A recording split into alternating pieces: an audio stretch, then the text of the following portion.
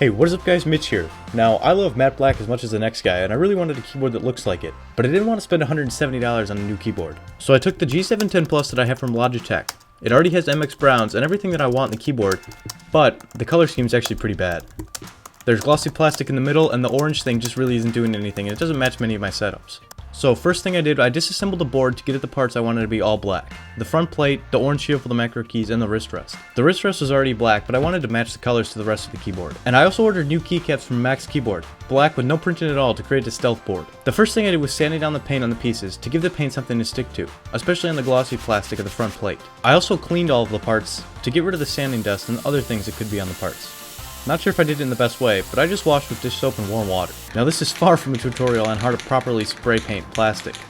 I was in my garage with leaves and dust. There wasn't much I could do about that, but I tried to use even lines and multiple coats to get what I would call an acceptable paint job. While letting the pieces dry, I did have some issues with wind blowing things into the painting area, and got some marks on the side of the board. Not that big of an issue, and it's even less noticeable in person than it is in this video. Now after I finished painting it and letting it dry, I had to put it all back together. I kept all the different size screws separate when I took it apart, so it was pretty easy to put back together. I tried as well as I could to not scratch the paint, but I did nick it a couple times. Now putting the keycaps back on. As I said earlier, they're the black blank keys from Max Keyboard, with the 6.5 inch size spacebar to fit the G710 Plus that I use for this project. One thing I didn't realize until putting the caps on was that the set is short 6 keycaps for the macro keys on the left. This is definitely not Max Keyboard's fault and something I should have realized, but a little Sharpie paint over the letters for the macro keys works perfectly. Looking at the completed board with everything reassembled and the new keycaps installed, I think it looks fantastic.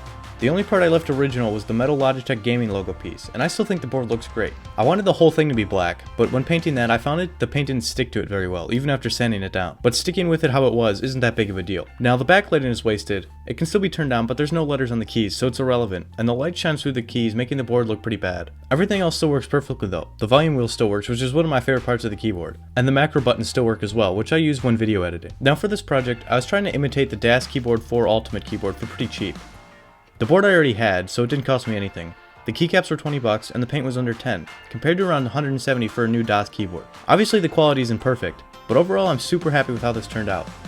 The board looks much better like this, and $140 in savings is pretty great as well. Now that's all for this video guys. Leave a comment down below letting me know what you think of the board, and I will catch you guys in the next one.